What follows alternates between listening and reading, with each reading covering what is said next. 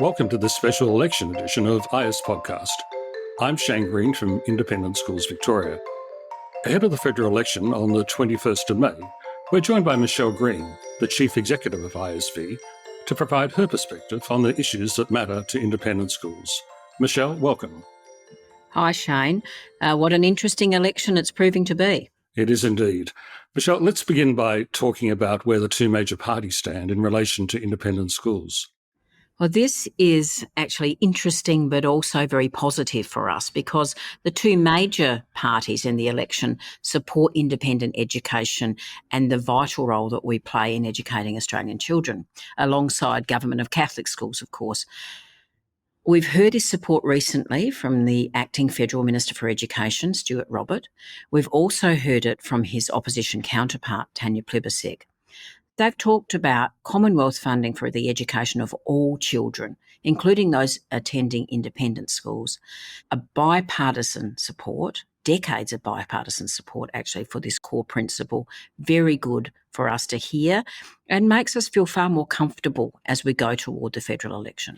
That commitment is very important, isn't it, for parents when it comes to choosing an independent education for their children?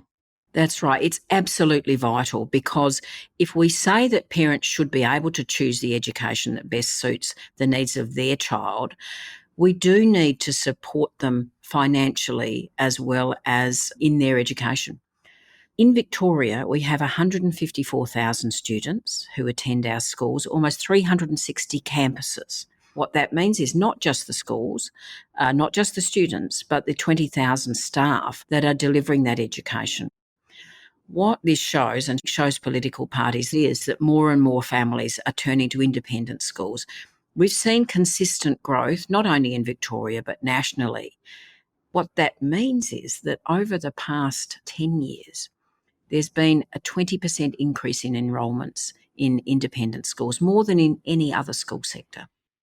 Those numbers really tell a great story, Michelle. But I think it's also worth restating that every one of those schools is different. That's true, Shane. And you could think about almost any religious and secular approach to education, and we would have a school that is right for people who make that choice. So about 30 religious and secular approaches just within the ISV membership. It's not unusual, though. This reflects the very rich diversity of our society, and I think that's why it is that our political leaders are recognising independent schools and the vital role that they play. Michelle, let's turn to what happens after polling day. What would we like to see the next Australian government do? There's a short-term practical issue that needs to be addressed. Our schools need long-term funding that's consistent, it provides certainty, matches the needs of our students, and we need to ensure that discussions around funding include funding for individuals with particular needs. And so we'll be progressing that with the government in power. However, there also needs to be a particular focus on mental health and wellbeing. Students and teachers have endured the strain of the last 2 years because of COVID, and lockdown and restrictions have had issues for not only dedicated staff but also our principals. So we really need to focus on mental health and wellbeing, and ISV will be very happy to work with anybody to see what it is that we can do to assist.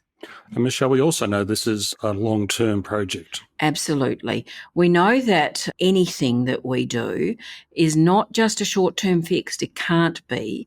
And whilst we've been doing some work with our communities, not only around the funding for students who have been adversely impacted, but also around what resources we can bring to bear over time to ensure that we don't have a COVID generation of children that have not only missed out, but that have not been supported post-COVID or during the post-COVID years. Michelle, you mentioned funding, and there is a new federal funding model for independent schools. Yes, and it's had a negative impact for many schools, which will need to be addressed. So we're hoping that the new government will engage with representative bodies.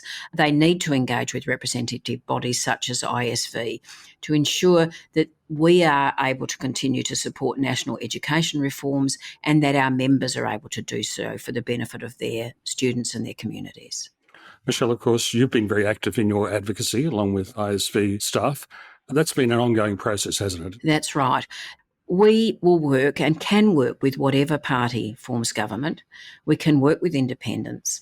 We need to build on the respectful relationships that we already have with government, because we know that our vision for an excellent education system for Australia's children is shared by many, and that we stand ready to do our part to assist.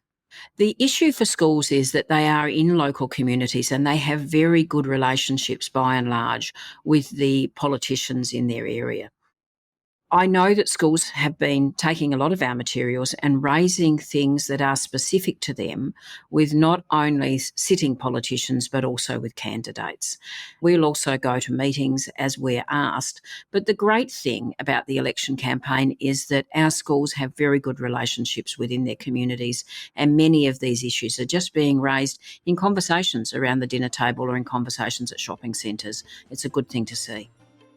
Michelle, thanks for joining us on this special edition of IS Podcast. You're very welcome, and we will await the outcome of the election with interest.